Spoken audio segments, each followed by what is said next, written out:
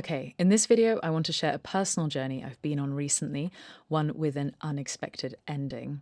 If you enjoy the video, please remember to subscribe. It would really help me out. And some of you may recognize this, a viola, from my video about the lesser loved string instrument.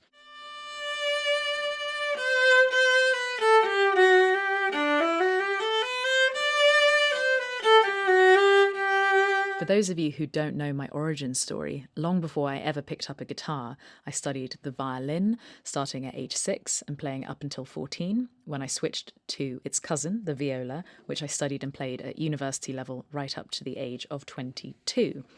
This was my main instrument for years, and it's one I had a very complicated relationship with. We grew up together and had some wonderful times, but like many young lovers, she really hurt me. Things ended badly, and we broke up after university. Playing the viola in orchestras gave me experiences that I'll always be grateful for. It taught me discipline and rewarded me for it through passing auditions with scholarships, a place at university, a sense of being needed, being seen and included, but it never felt right between us. I suffered a lot of physical pain while playing and had the worst stage fright ever during solo performances, just full flight mode, sweaty hands and serious bow shake. I felt a lot safer in quartets and orchestras, but the thought of soloing up there alone on stage with all eyes on me was enough to make me feel sick. I was constantly overwhelmed and crashed and burned on stage multiple times, which only made it worse. It felt so different compared to an open mic with my guitar, which just always felt like home. I chalked this up to not working hard enough at it, thinking that I had just hit my limit and was trying to go beyond my natural ability or talent. The classical world's elitism can chew you up and spit you out. You are surrounded by phenomenal players, and the competition is immense. Musicians and teachers can be cruel, and they can be kind, and I've had my share of both. Every time I speak to someone who's quit learning an instrument, it's usually because they didn't like their teacher. A good role model can make or break you when you're starting out. My education gave me this drill sergeant inner voice where nothing is ever good enough, and I don't mean it in a perfectionist way, more defeatist. As I neared the end of my degree, I was counting down the days until I didn't have to play anymore. And that felt really sad. The experience really, really humbled me. Now I feel like I found my lane, but it's always bothered me, the feeling of dread that I associate with this instrument. I feel like I carry it with me. So I've been playing the viola again over the last year, purely for pleasure, just trying to reconnect with myself and the person I was. It's been over 10 years since I put it down. My body has changed in that time, and I thought I'd just adjust the setup to try and ease some of the discomfort. And in doing so, I was shocked to discover the problem at the heart of my playing has been something else this whole time. In April this year, 2025, I travelled to Wales to visit Cardiff Violiins, a family-owned music shop specialising in violins, violas and cellos. Established in 1984, they've been in business in this beautiful Victorian arcade since 1990 and have grown the shop from 3 rooms and only 7 violins into one of the largest stringed instrument shops in Europe. It was founded by Chris and Cecile, but before them, the Welsh violinist Arthur Angle supposedly had a few different sites in the arcade in the early 20th century. The shop is now run by Dan and Joe. Dan is Chris's son, so it's still a family operation.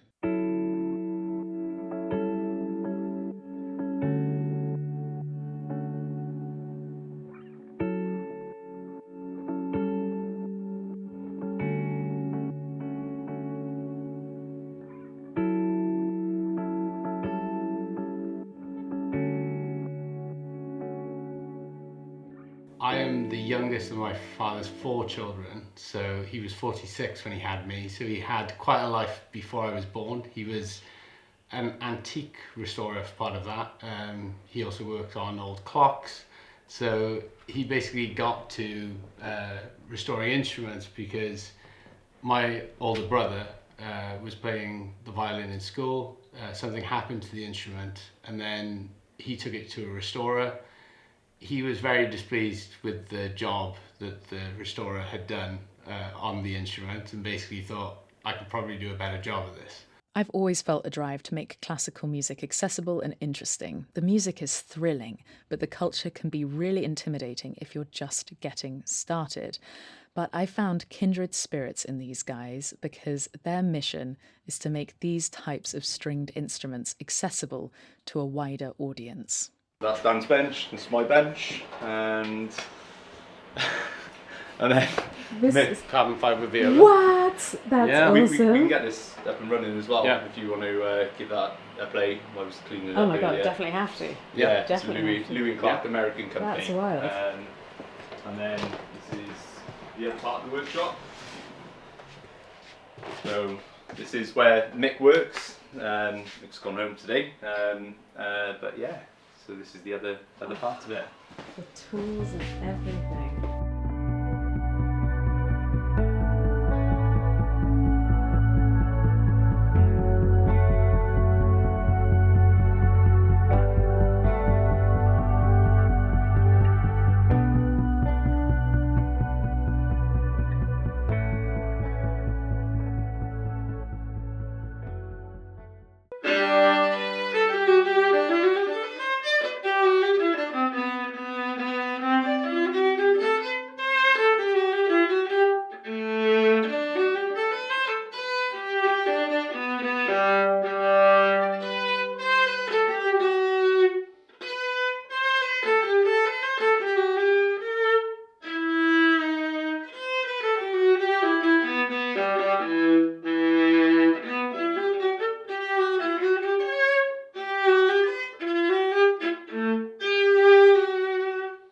This is crazy. It's cool, isn't it?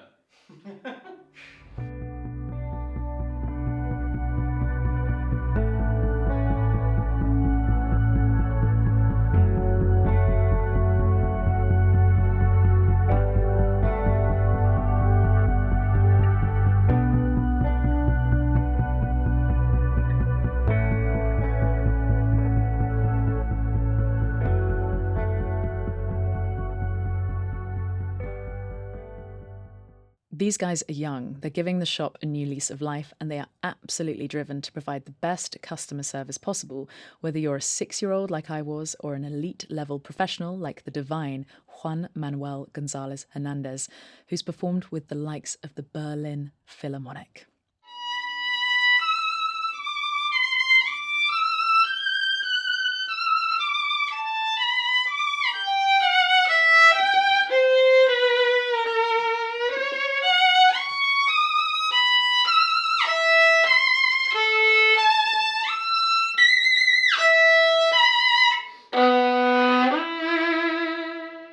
I came to them with a problem and they really wanted to solve it. Rather than just selling me something and sending me on my way, the care and attention was extraordinary.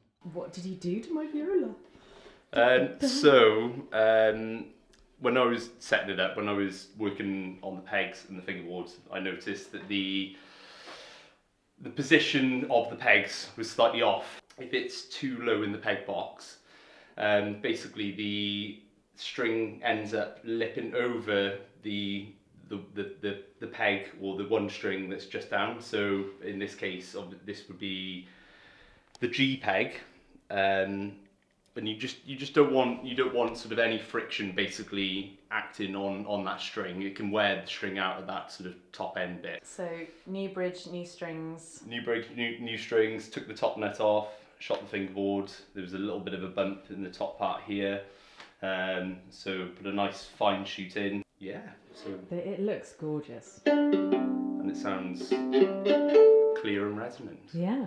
So Okay, I can't wait to have a play. Yeah.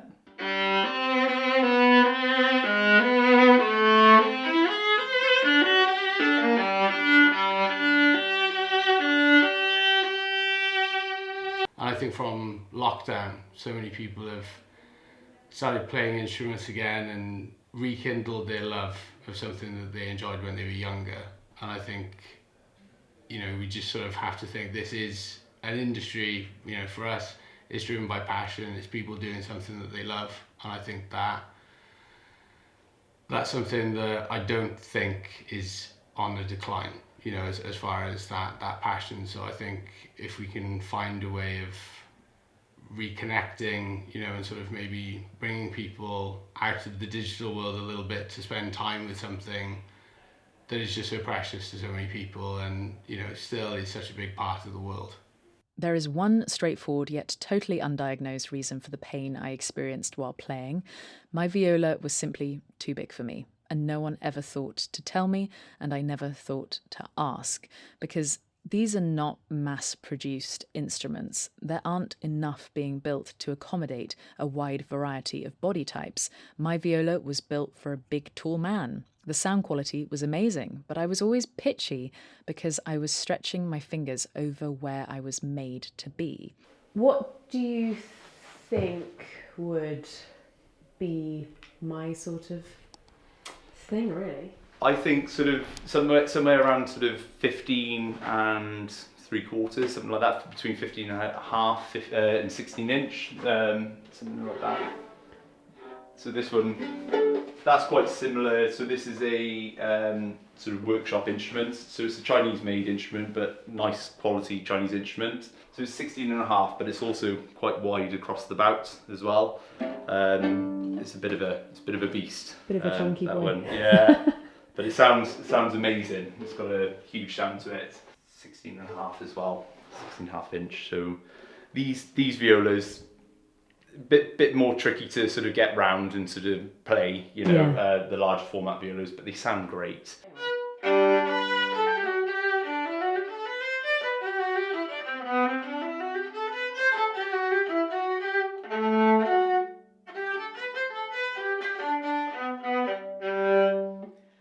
It's all about helping people get into playing, and making sure that those people have got instruments which they can make a nice sound on and they can feel comfortable playing, instead of having something which is putting them at a disadvantage and basically setting them up to fail. So I think that's something we feel really strongly about.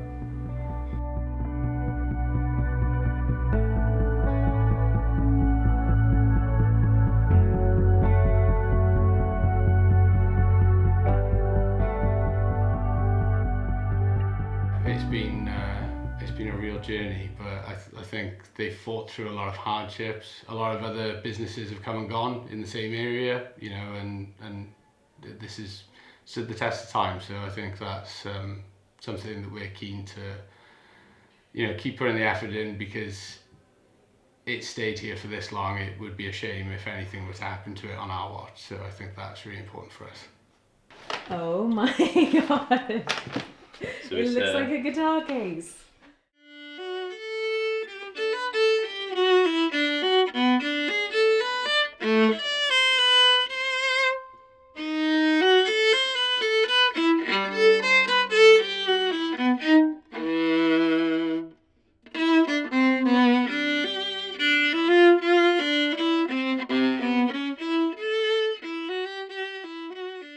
So I want you to meet Sylvia, my new viola.